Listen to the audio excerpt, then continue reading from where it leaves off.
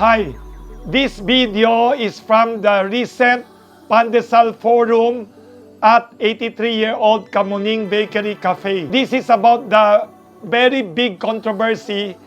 The largest casino resort in the Philippines, Okada Manila, was recently embroiled in a bitter family feud. The tycoon Kazuo Okada was already ousted as the boss of Okada Manila, but he and his ally Tony Boy Cojuangco took over physically the Okada Manila operations from the management of his wife and children. Let us listen to the legal details and the family feud drama saga here at Pandesal Forum of Kamuning Bakery Cafe. Sino ba talagang owner of Okada Manila? Because all over the news, there had been a physical raid of the Okada Manila. I've been in practice for more than 25 years already, and this is the first time po that I've encountered a case of this magnitude. Of course, we say magnitude because this involves a business that is more than $3 billion worth. Okada, as you know, is the biggest casino complex in the Philippines. It's a major foreign investment. So what happens to this major foreign investment in the Philippines will impact our image to the foreign investors. So hindi lamang po ito limited to this particular company, it also has an impact on our economy and how we are perceived by foreign investors. So this complex spans 42 hectares in Pasay, and that just shows you how much, what kind of an investment this is. And I say unprecedented because what recently happened in Okada Manila has no precedent elsewhere. Can you imagine why? Because right now, the persons who are in control and who are managing Okada Manila don't own a single share in Okada Manila. So as you know, a business is owned usually by a corporation. In this case, ang korporasyon po na may-ari ng Okada Manila is TRLEI. And please don't be confused kasi medyo maraming acronyms tayong madidiscuss today. But TRLEI, just to make things simple, ito po yung local company, Philippine Corporation that owns and operates Okada Manila. Sino ang may-ari ng Okada Manila? Of course, it's the corporation, TRLEI. And who owns TRLEI? The shareholders of TRLEI. So is Mr. Kazuo Okada a shareholder of TRLEI? The answer is no. Not a single share of TRLEI is owned by Mr. Kazuo Okada. TRLEI has more than 5 billion shares of stocks. Out of the more than 5 billion shares of stocks of TRLEI or Okada Manila, not one is owned by Kazuo Okada. The other personality that is currently involved here is the one who's acting as proxy of Mr. Kazuo Okada. Because Mr. Kazuo Okada is in Japan, probably attending to the 26 or so cases that have been filed against him. He appointed a proxy here, somebody who acts for him, and that person happens to be Mr. Tony Boy Cojuangco, who is now the CEO, supposedly CEO of Okada Manila, of TRLEI. We ask, does Mr. Tony Boy Cojuangco, who was quote-unquote appointed by Mr. Okada as CEO and who was appointed as member of the board, designated as member of the board, does he own a single share in TRLEI? Again, the answer is zero. None of the shares of Okada Manila is owned by Mr. Tony Boy Cojuangco. Wherefore, premises considered, the status quo ante prior to 2017, when Kazuo Okada was removed as shareholder, chairman, and CEO of TRLEI, is in the meantime reinstated. Okay. A status quo ante order is a temporary relief granted by the Supreme Court para time out muna. Parang ibig sabihin time out muna while we're deciding the case, ito muna ang gawin ninyo ng mga parties. Parang recess lang sa class. Parang recess lang because the Supreme Court needs time to decide the main case filed by Mr. Kazuo Okada. Sabi ng Supreme Court, okay, ibalik muna natin sa estado noong 2017. At so pag titingnan natin, basahin natin yung status quo ante order, it merely directs the parties to return to the status in 2017. So we need to look at 2017. What was the status of TRLEI in 2017? In 2017, Mr. Kazuo Okada held 1 share of stock. That 1 share of stock was not owned by him because, as I keep telling you just minutes ago, he is not an owner of a single share of stock. That 1 share of stock that he held was merely assigned to him by the owner of the company, Tiger Resorts Asia Limited. Kasi di ba TRLEI is 100% owned by Tiger Resorts Asia Limited. So in order for Mr. Okada to sit in the board of TRLEI, Tiger Resorts, TRAL, had to assign to him 1 nominal share. He never owned that share. So in 2017, he had 1 nominal share which enabled him to be elected as a member of the board of TRLEI. Follow up to what you just said, sorry to, sabi niya, the clarification lang daw whether this SQAO includes a physical takeover of the property.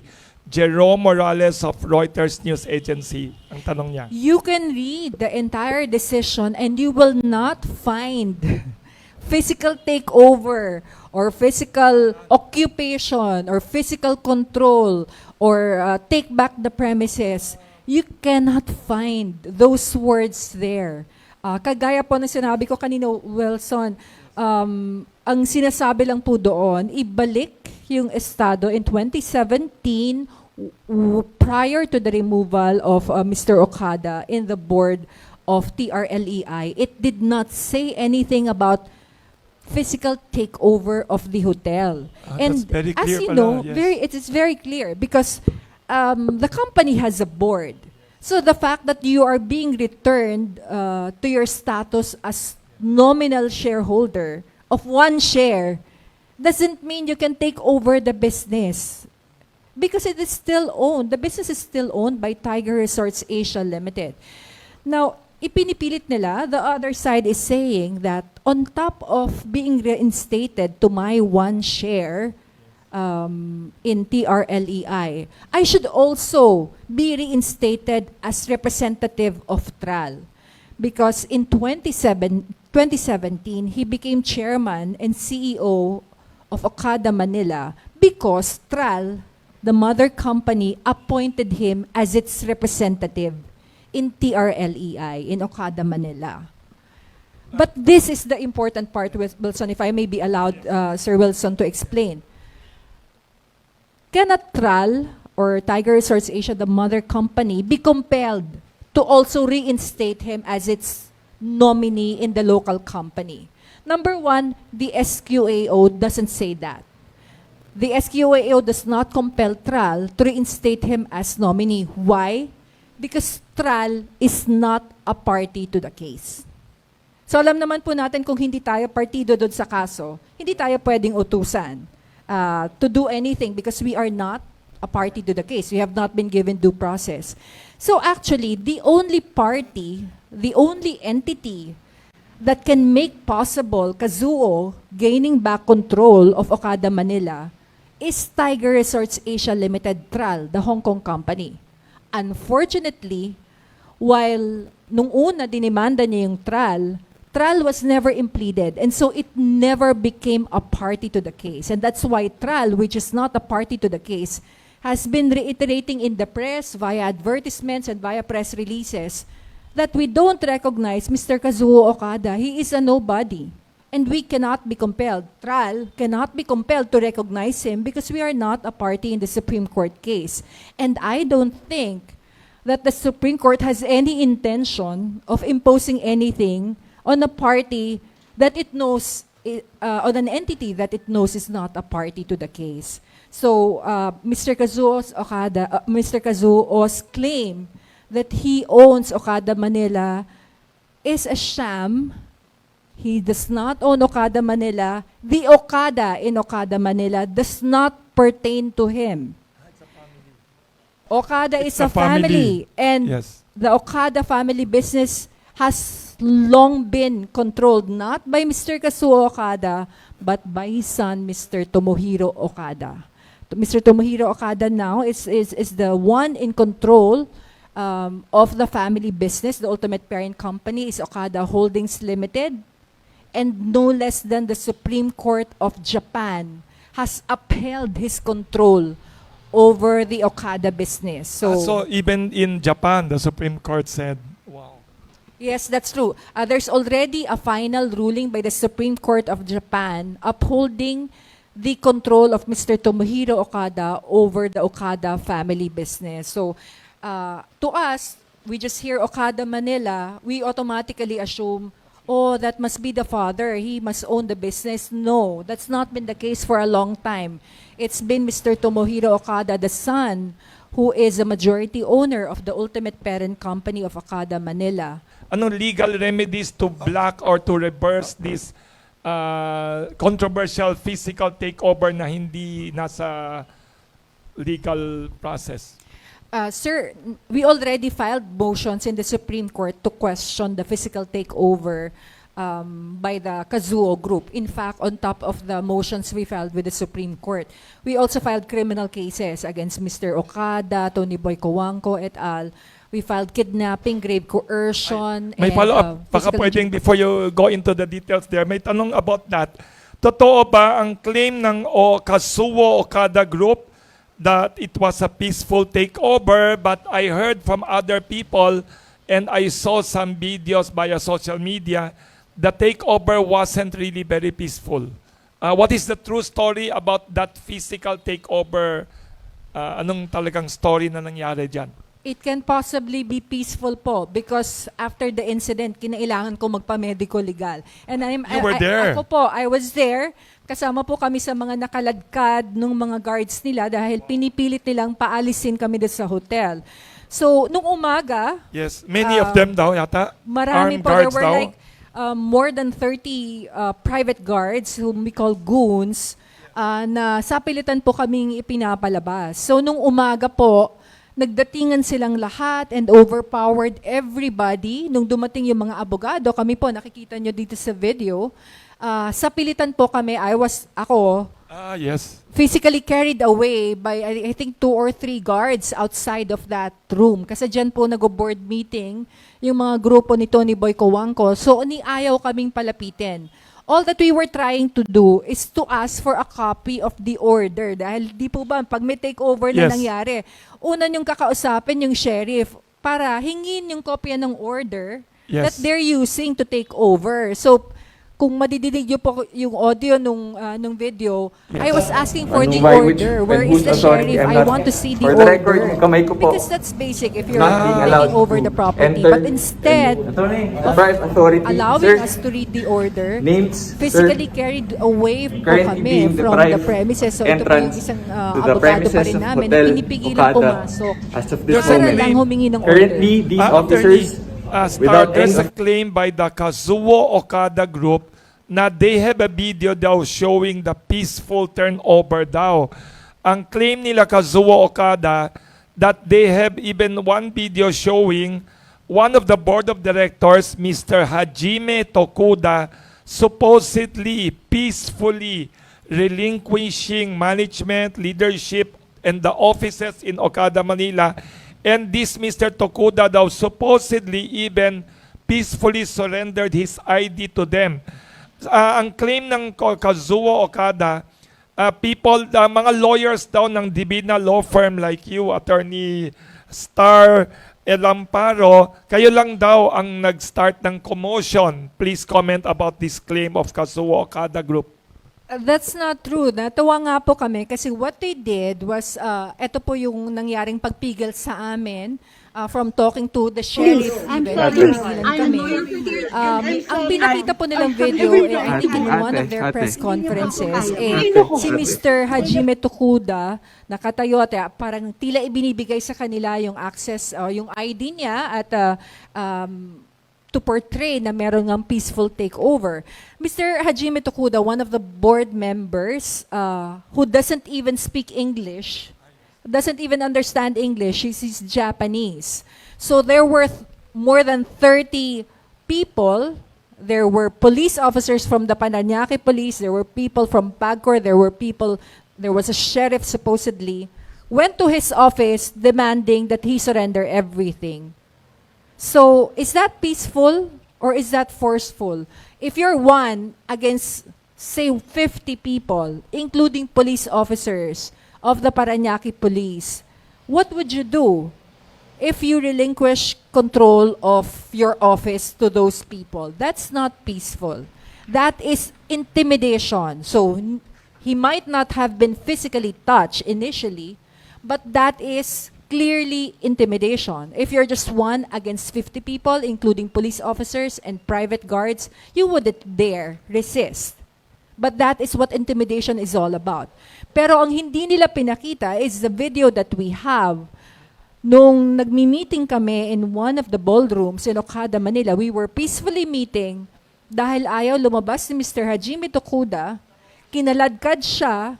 In fact, lahat, pinatay muna nila yung ilaw, yung electricity, so ang dilim-dilim, and then physically kinaladkad siya out of the ballroom, dinala siya sa elevator, isinakay siya sa kotse na hindi niya kilala, at eventually saka siya inuwi sa bahay. And this is the reason why we filed kidnapping charges, because under our law, kahit na sandali lang yan, as long as you were deprived of your liberty, he was taken to a car, to an unknown car, using force and intimidation, and that is already kidnapping. So that is, of course, the version that they don't want to show everyone. That was and May 31. That was May 31 po. And a lot of us who tried to assist, yung mga lawyers po, nung nagkagulo na, when they were all trying to drag us out of the hotel, a lot of us sustained bruises. And that's why afterwards we had to go to the medico legal and certify the injuries that we suffered. Hindi naman po namin pwedeng imbentohin yung mga injuries na yon dahil these were duly certified by the medico legal. So it is impossible, it cannot be considered a peaceful takeover. Very, that happened afternoon or morning? It happened po in the afternoon, the actual dragging. Afternoon. What do you think? Somebody texted also another media friend nasa FP Live asking also, what do you think foreign investors worldwide would look at this situation, this physical takeover of this multi-billion-dollar property this way? What effect will be on the Philippine image for foreign investors, rule of law? Well, I'm sure that that foreign investors, potential investors particularly, are looking at this with alarm. I'm sure they're thinking, what if we put up a business here in Manila, and then all of a sudden, people who don't own the company will take over, and it will be condoned by the authorities. So, as you know, in the Philippines, marami namang mga corporate takeover na tinatawag, diba? But these are usually done by people who are partly owners of the company, or kapag expropriation ito, merong tinatawag na just compensation. You have to pay. But this one, they're trying to accomplish it for free without paying a single centavo. So it's really mind-boggling. If you're an investor, would you risk doing that? Of course you won't. And that's why we are hopeful that the Supreme Court will not allow this state of affairs to linger and to be appreciated pa by foreign investors and by the rest of the business community, because it really does not give a very good image to us. Yes po. Yes. I have a question. Editor ng Bulgar tabloid, the largest tabloid in the Philippines. Yes, good morning, Thank attorney. Good morning. I just want to clarify kasi parang kung saan nag-ugat ito, kung anong relationship ni Mr. Kazuo Okada to Very good What to you Tony Boy mentioned Cojuangco. earlier na Mr. Tomohiro Okada, paano napasok si Mr. Kazuo sa scene or sa business knowing that he doesn't own any single ownership? Anong basis niya for his illusion na he is the owner? And paano din pumasok si Tony Boy Cojuangco? Anong history? Na-mention na ni attorney kanina that Yes. he was assigned by Mr. Kazuo. Former partner ba? Oo. Just want to clarify, paano nag-start si Mr. Kazuo Okada para mapasok doon sa business? Nice question yan. Right, right. Yes. Anong role niya? Sige, meron kami actually pin-repair kasi medyo complicated nga yung ownership nung Okada Manila. Layo na kasi na narating natin. I know. Oo. So, probably we should start with this. So, as we can see from here, there are 4 layers of ownership in Okada Manila. Actually, to make it simpler, ang titignan mo lang sa isang korporasyon, who owns that corporation, who is a shareholder. So, if we're looking at the local company, Tiger Resorts, Leisure and Entertainment, Inc., or TRLEI, we only need to look at the immediate parent company who owns the shares, and that is TRAL. So TRAL 100% owns the local company, Okada Manila. So just to make it simple, eto lang po ang titignan natin. Pero sinasabi nila, tignan niyo yung ugat at makikita niyo si Kazuo dyan. So tignan po natin yung ugat ng korporasyon na to. So ang nanay ng TRLEI is Tiger Resorts Asia. Ang Tiger Resorts Asia naman po, ang parent company niya is UEC. And then ang UEC, ang ultimate parent company is Okada Holdings Limited.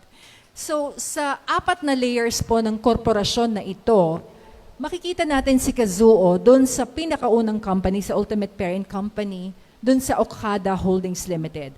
And as we know, Okada Holdings Limited is a family-owned company. So again, hindi po ito Kazuo Okada, it's the Okada family that owns Okada Holdings Limited. Ilan ang porsyento ni Mr. Kazuo Okada sa Okada Holdings Limited? He only owns 46%. 46% versus the 53% that is owned and controlled by Mr. Tomohiro Okada, his son. Son niya yan, di ba? Anak po niya. Anak niya. And then merong, kayong nakikita dito yung Takako Okada who owns less than 1% of Okada Holdings Limited. That po is the legal wife of Mr. Kazuo Okada, the estranged wife of So Mr. maganda ang Kazuo sinasabi Okada. niyo, Attorney Star, na the name Okada Manila doesn't mean one person. It refers to the entire family. Yes Pamilya po. yan. Kazuo Yes, is the lang. father. Paano namang nagkaroon ng shares itong 2 children doon sa Okada Holdings Limited? Dahil sabihin mo, mga anak lang naman yan. Kasi they previously owned shares sa UEC, itong pangalawang layer. So ang ginawa nila, sabi ng father nila, ipagpapalit nyo na lang yung UEC shares nyo, gamitin nyo na lang yung UEC shares nyo bilang investment doon sa Okada Holdings Limited. Nauna po kasing tinayo yung UEC, na huling tinayo yung Okada Holdings Limited. So, nung tinayo na yung Okada Holdings Limited, okay, ang gawin yung investment sa Okada Holdings Limited are your UAC shares. And so, the siblings, Tomohiro Okada and Hiromi Okada, came to own 53% of Okada Holdings Limited. At one point po, kinwestiyon yung control ni Tomohiro of the 53% kasi inassign ng sister niya, sabi ng sister niya, ikaw na ang mag-control ng joint 53% natin. Combined. So that was initially questioned, but the Supreme Court of Japan, in a final ruling na po ng Supreme Court of Japan, upheld the 53% majority control of Tomohiro over Okada Holdings. So kahit na ano pong paikot-ikot at pag-trace back pa ang gamitin natin at tatanungin, sino ba talaga ultimately ang may-ari o may control ng negosyo ng Okada? It's not Kazuo Okada. It's Mr. Tomohiro Okada. Pero even if we don't resort to this layering, tignan na lang po natin yung ownership ng local company and it's so simple. It's Tiger Resorts Asia Limited. Yes, my follow-up. Bakit Yes. meron siyang 46% share? Kasama po siya sa nag-found. Kasama po siya sa founder. So, kinikwento ko nga po kay Sir Wilson kanina. Halimbawa, itong Kamuning Bakery, siya mismo yung nagtayo nito. Pero nung lumaki na yung negosyo, May kasosyo. nagkaroon na siya ng kasosyo, binigyan na rin niya ng shares yung mga kapamilya niya, yung mga anak niya or apo niya or kapatid niya, and then humingi pa siya ng pera sa mga investors para lalo pang palagain yung business. Darating ang punto na hindi na ikaw ang may-ari ng kumpanya. It will be a lot of other people. Hindi naman po ito single proprietorship na isang tao lang may-ari. It became a corporation with investors, and yun po ang nangyari. Tingin natin, hindi na matanggap ni Mr. Kazuo Okada that at one point, hindi na lamang siya ang nagdidikta dito sa Okada Holdings Limited dahil meron na pong mga ibang tao who own shares in Okada Holdings Limited. And one other thing that complicated po the matters for Mr. Kazuo Okada is nahuli po siya ng ibang mga investors na kumukuha ng pera mula sa mga kumpanyang ito at ginagamit niya for personal use. In fact, there is already a final ruling by a Japan court finding that he embezzled. May corporate embezzlement case pa pala internally. Yes po. There's a basis for them voting him out before. Yes, kaya remember Legally. in 2017, tinanggal sa kanya yung isang nominal share niya sa Okada Manila. And the reason for that is, yun yung time na nabulgar na yung mga embezzlement na pinagagagawa niya. And we have, hindi po ito marites lang. These are backed by decisions, Japan Supreme Court decisions. Yun pong, in particular, yung 20 million embezzlement, that already became final. So nakita ng korte na talagang ginamit niya yung corporate funds for personal use.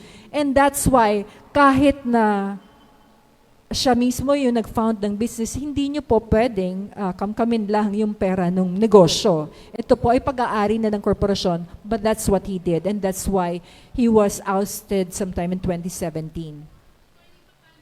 Paano po na-appoint si Mr. Tony Boy Coangco? Yes, paano siya Mr. napasok sa Tomohiro picture? knowing- Anong connection niya? Wala naman siyang 1% yan. Hindi naman siya apo o pinsan ni Okada.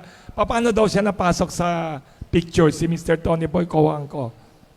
Well, in the course of the business po of Okada Manila, at one point, naging a board member din si Mr. Tony Boy Coangco. In the past. And then he was also removed. And also... Together with the father? Nauna po yung father. Nauna pong natanggal yes. yung father.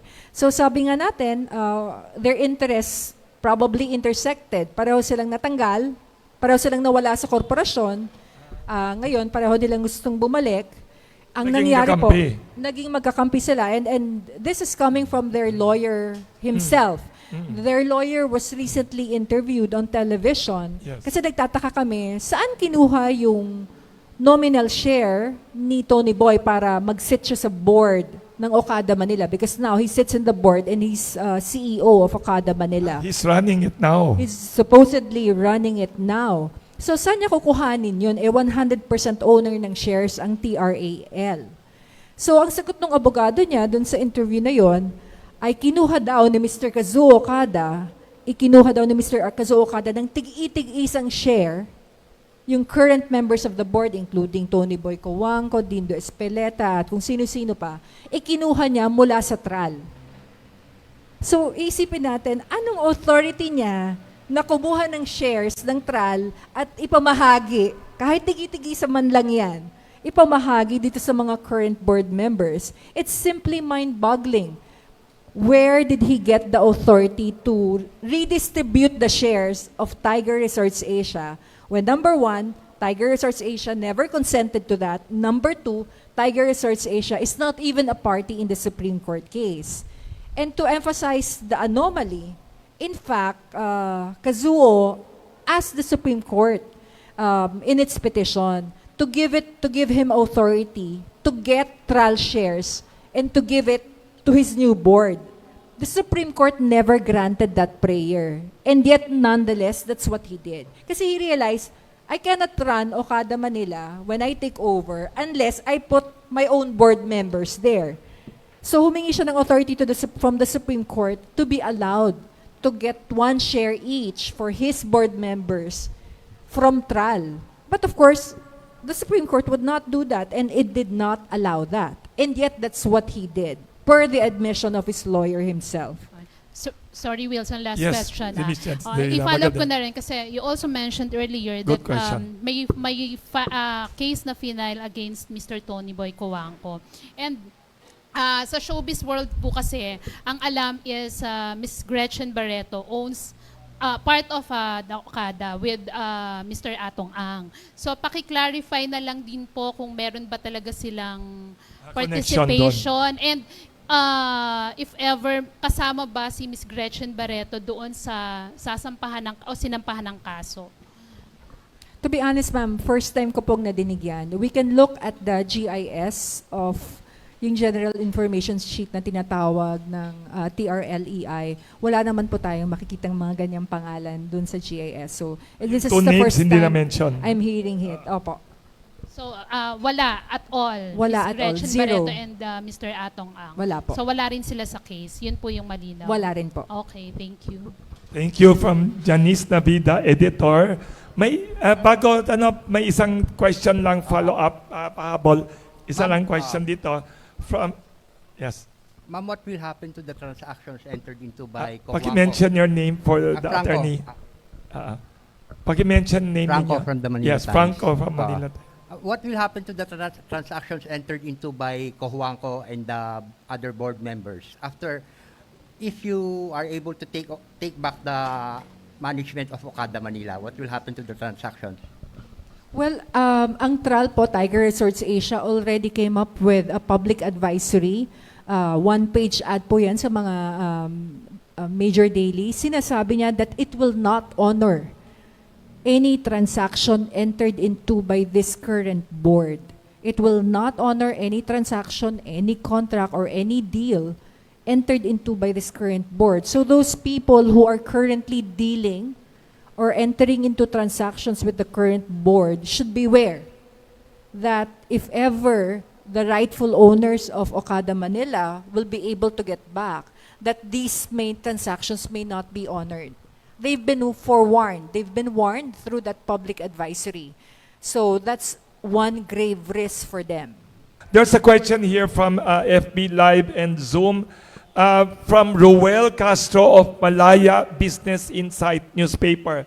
Sabi niya, I would like to ask Attorney Star Elamparo about her group's argument about representation of Mr. Okada based on the shares he does not have in Okada Manila. Is there already a jurisprudence supporting this argument? Baka you can summarize again. Kanina niya tinanong to before you discuss kanina. Yes, hindi lamang po jurisprudence, sa batas natin yan, that the owners of a company are the shareholders of a corporation. To determine ownership, napakasimple lang po. We don't even have to go into legalese. We only need to look into who the shareholders are. And if we look at the shareholders of TRLEI or Okada Manila, isang korporasyon lang po ang may-ari ng TRLEI, and that is the mother company, yung Tiger Resorts Asia Limited. Ang representative po ng Tiger Resorts Asia Limited dito sa Pilipinas ay no less than the wife of Mr. Kazuo Okada, Mrs. Takako Okada, and si Mr. Kenshi Asano. These two are the representatives of TRAL in the local company, TRLEI. Mr. Kazuo Okada was never authorized by TRAL to represent. Well, since 2017, has not been authorized by TRAL to represent it in Manila. Thank you. Yes, may tanong sila. Ayun, Mr. Jerry Lirio of ABS-CBN, editor. Star, Yes. can you give us an overview of the impact of the corporate struggle, especially the takeover, on the operations and the expansion, long-term Very and good, very good. short-term of Okada Manila. What should we have seen the past many years that did not happen or are supposed to happen but derailed by the takeover or by the corporate court cases? Well, prior to the physical takeover, Sir Jerry, prior to the physical takeover, actually the business was already fast recovering from the pandemic. And based on reports from the finance department of the hotel, really the income was really very good, very positive. So there was really already, yes. Can you reveal some figures now, or can you just email? Or? I don't have the figures, but we can Yes. provide the figures. Definitely, post-pandemic, as soon as business began normalizing, the income was already very good. And so when this happened all of a sudden, the concern of the owners of the business, of course, is whether that upward trajectory will continue. Of course, as the real owners of the company, whether or not they're currently in possession, of course, they're hoping that business will continue to do well. And that's why they've not exerted any effort to sabotage or disrupt the business, because they will not sabotage the business which they own.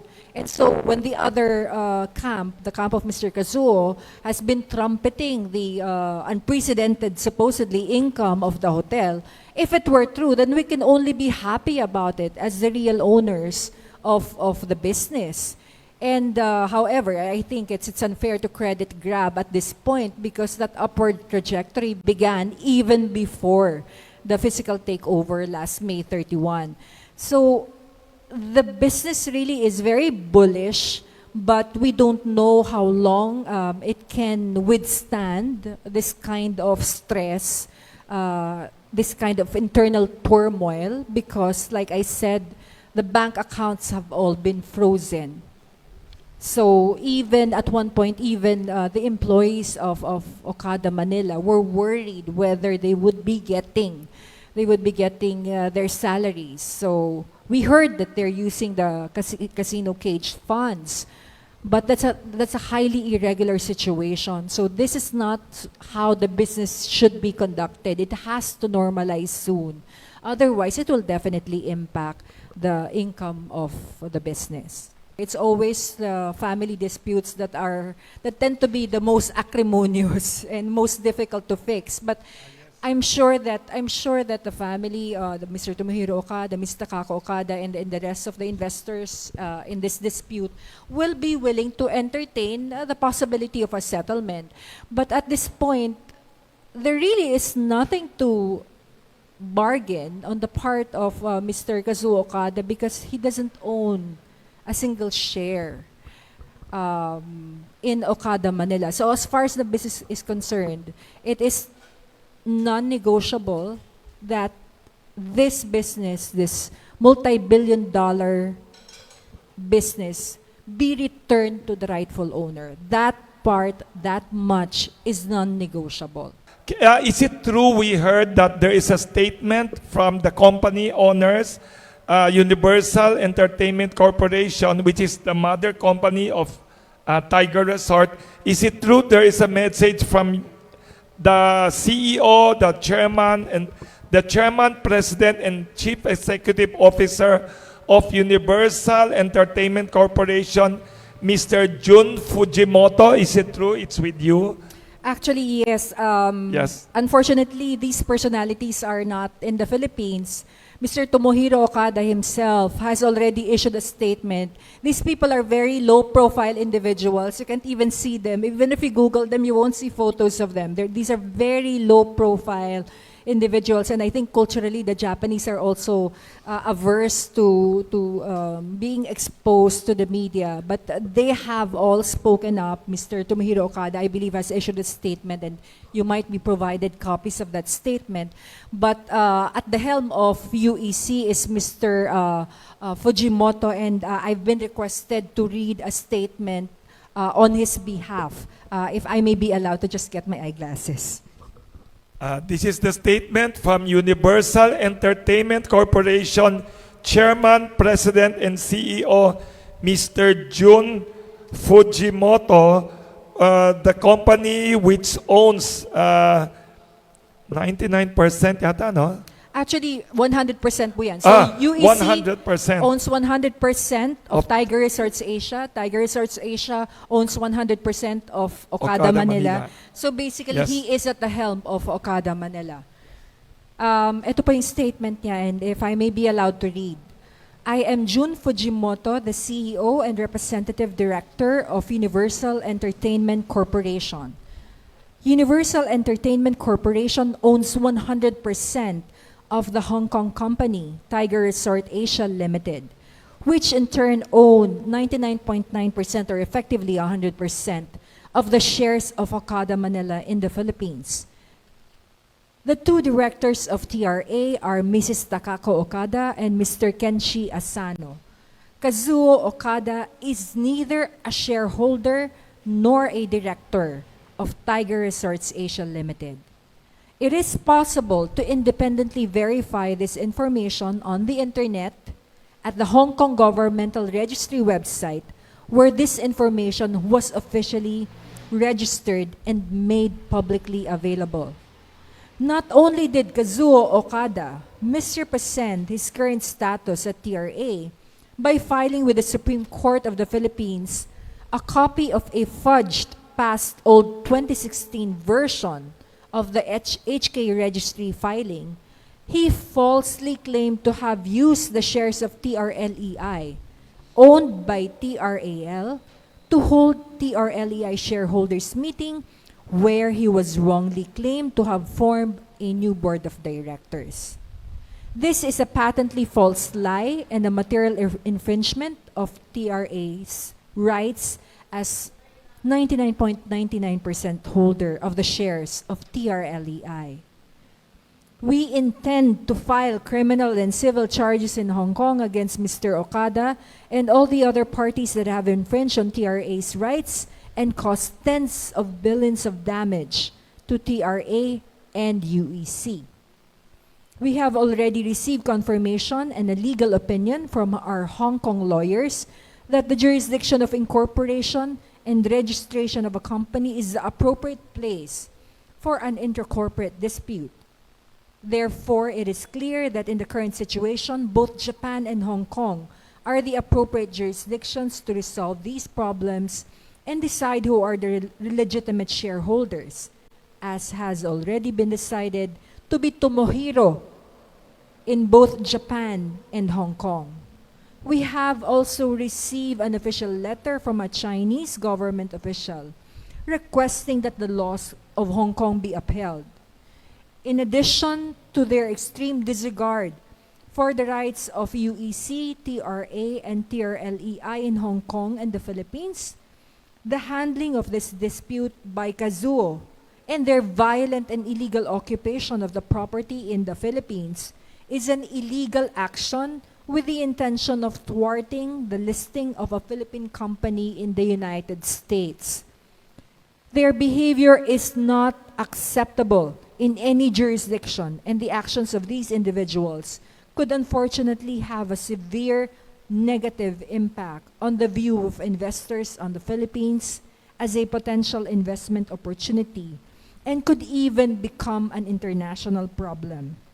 In addition to their illegal occupation of Okada Manila, Kazuo Okada, Tony Boy Cojuangco, Dindo Espeleta, Tetsuya Yokota, Hiroshi Kawamura have falsely and fraudulently claimed to have held a board meeting despite lacking all legitimate authority and abused the language of the Philippine Supreme Court's order in a blatant attempt to implement improper schemes and make improper payments and carry out staff changes and even not properly authorize new hirings in an attempt to pay themselves.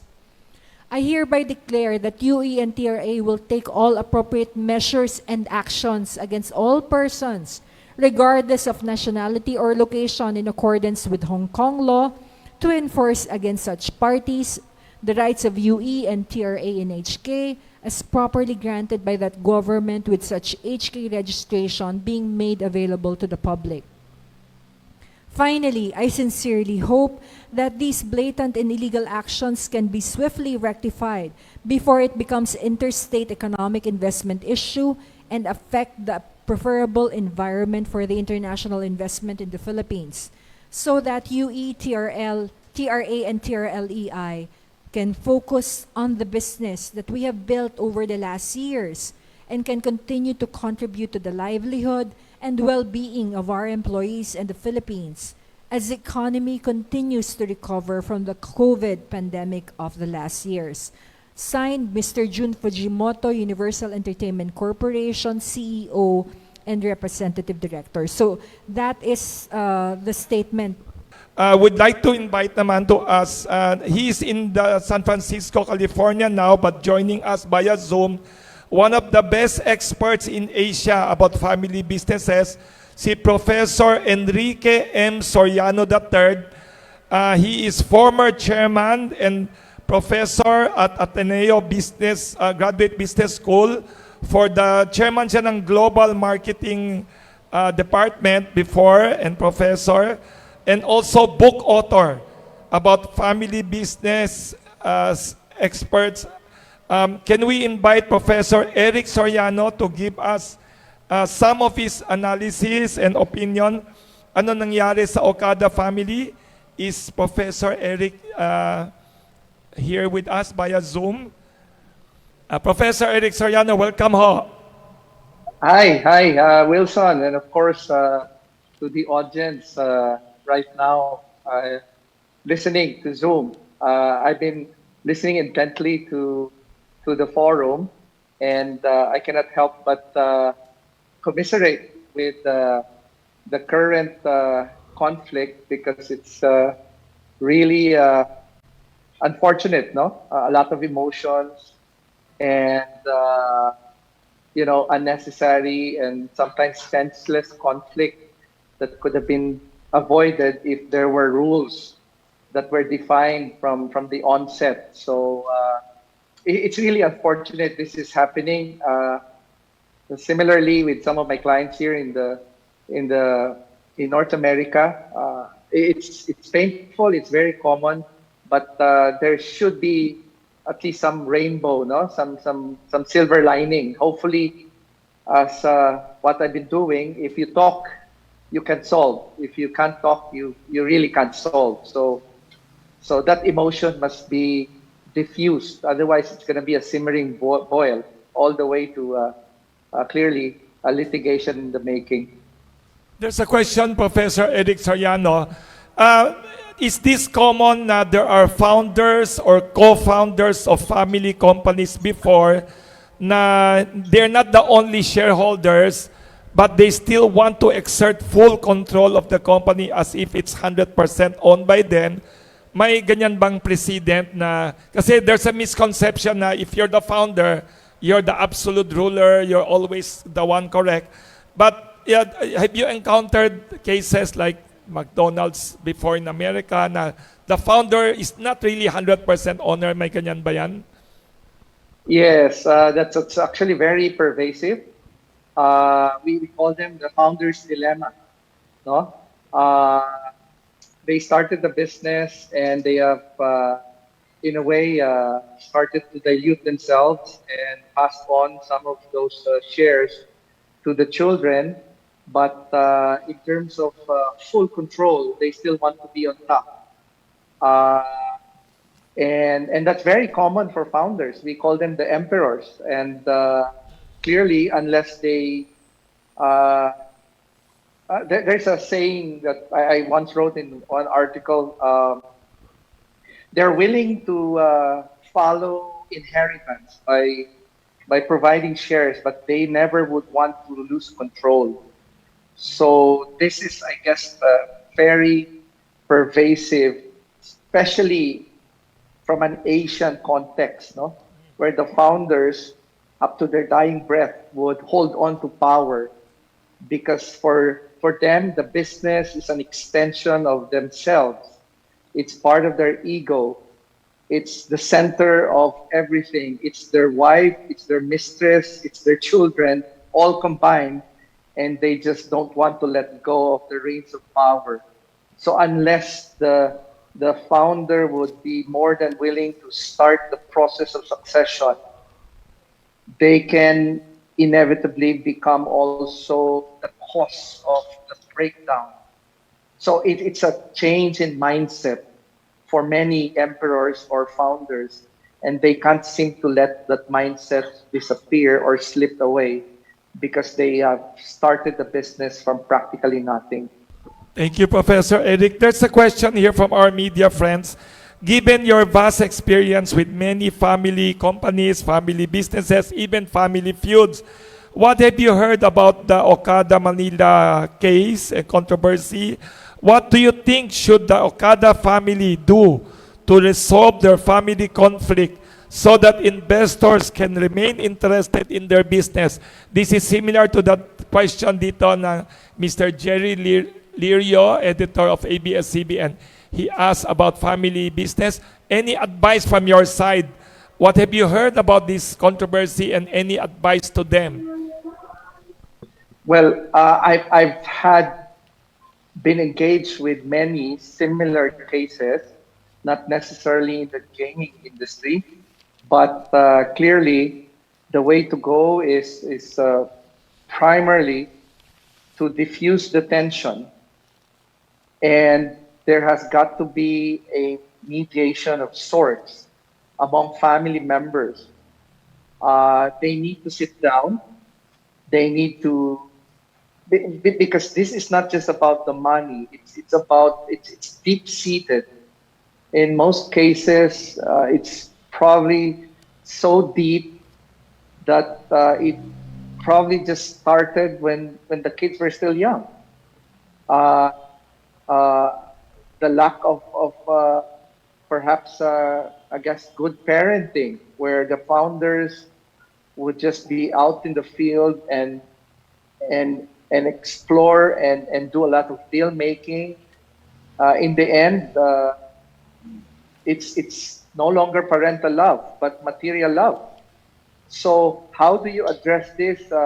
In my case, we have a battery of clinical psychologists. We have a battery of mediation experts.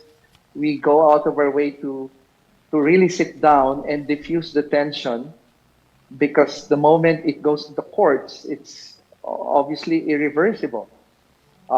So the way to do it is to really mediate. Normally in my engagements, I have one here in the Chicago area. I requested that to set aside the legalities and sit down as family members, first and foremost, and try to cover as much basis as we can, because it's all about power. It's probably all about ego. Money is oftentimes number 4, but parenting, power, ego would step in and would diminish the issue of respect. So it's a question of really sitting down and talking about it and diffuse the tension and provide milestones. As I mentioned here in Chicago, I asked for the family a certain breather. As much as possible, no lawyers for the next 2 years. I'll step in. And if things would work out, then we put the rules, institutionalizing governance, both from a family governance perspective to management governance, all the way to corporate board governance, ultimately heading to the final step, which is ownership governance. So it's a journey, it's a process that emperors, like perhaps the founder, Okada, would have to embrace, because typically they're also very impatient. And that's my advice. Go through the journey of all of this governance process until it reached the ownership side. And that's when you pursue legacy. Thank you very much, Professor. Yung mga founder na yan in various companies, some of them have been made to accept the reality that the founder, you have already served your purpose in the past. but the reality today is no longer the same. You already, it's a big company, you already have a lot of investors, public investors. May ganyan ba nangyayari na you have to accept na rin na you were once part of history, you were once a founder, but the company today, the competition, the industry, is it also a reality din also na some founders should realize there's a time to retire, there's a time to be on top? May ganyan din, Professor? Yes, Eric? yes. That's correct, Wilson. We articulate, we unequivocally tell the founder that succession, creating It's a must, legacy no? is a process. It's a 5 to 10 year journey, and we also ask them when would be the time for them to step back. Sometimes it's a forbidden rule to even tell them the word retirement, because for them, Some of them are angry, retirement di ba? has never been completely not in their vocabulary. So we tell them, step back. Let's allow a sharing of power of sorts until they get used to it. But they also must be given another playing field, because they are serially entrepreneurs. If you simply tell them to step back, they will constantly push Yes, themselves to return, Yes. making the next generation sort of inutile, no? So it's a process of constantly reminding them that they will have to step back for the greater good. That's really the essence. From your experience, do Japanese kill each other over conflicts? And do you think Kazuo Okada simply wants recognition, a graceful exit, for him to Okay. step down? Yes. Good question. Face saving siguro or something, kahit na wala ng power. Yes, that's a good question. I cannot speak for the Japanese, but I can probably talk about Koreans. They can slug it out, and the Lotte Group is a wonderful example. Lotte Where at Group, 95 years old, he was sued. He sued his son, and the son sued him back, and he was even made to go through house arrest until he died. So it was a heartbreaking Lotte family. For the Japanese, I cannot think of a situation where they will kill each other. But to go to the second question, yes, absolutely. It's no longer about money. It's about face saving. It's about pride. It's about ego. It's about respect.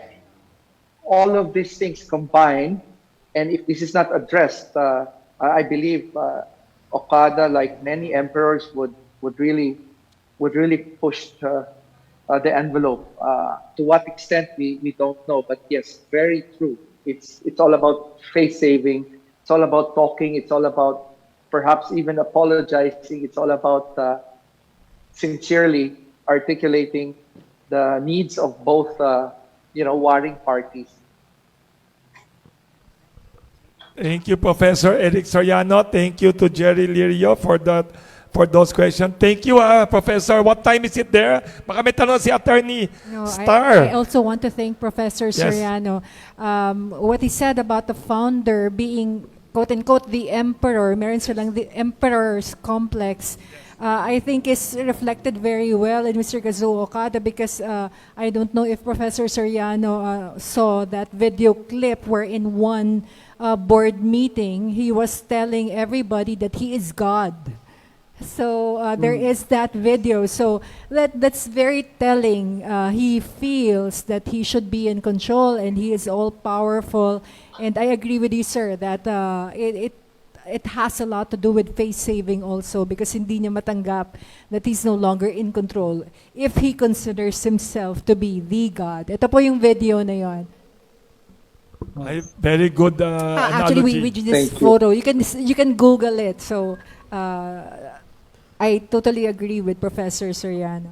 Thank you, sir. Thank you. Thank you. Thank you, Professor Eric Soriano. nasa US, joining us here at Pandesal Forum.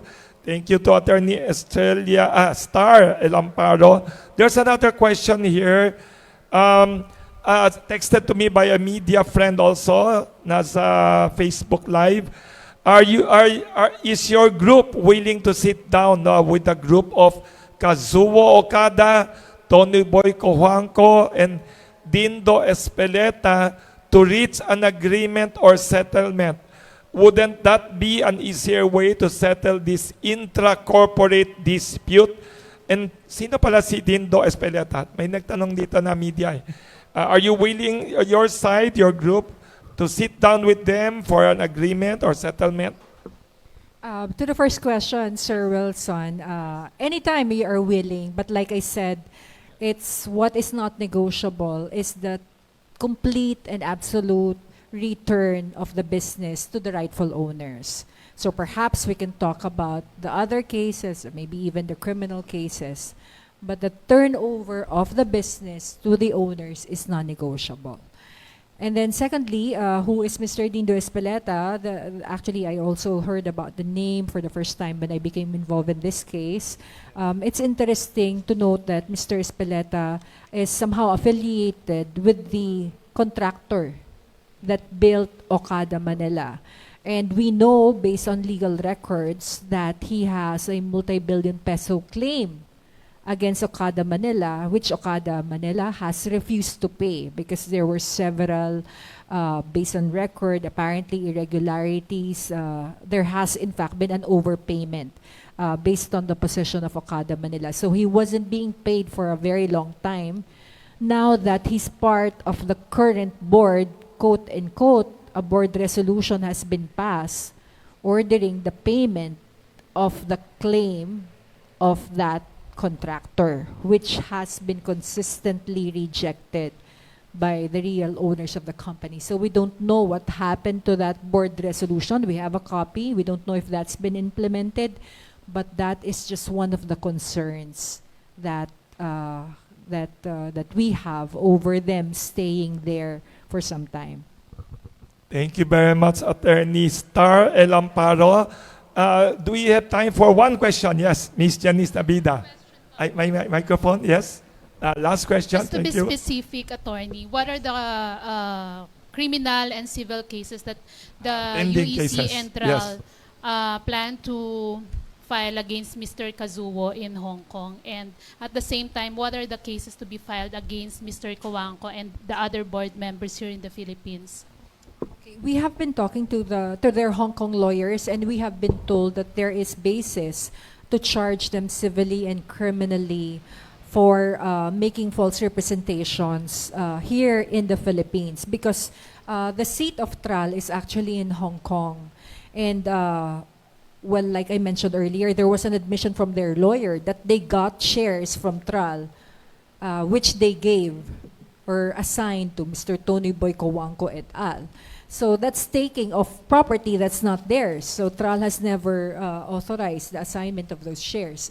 So the lawyers have not really specified to us what sort of cases these are, but basically it has to do with the misrepresentation and the quote-unquote falsification that have been committed, particularly in all the documents that they submitted, claiming that they are the rightful owners of Okada Manila.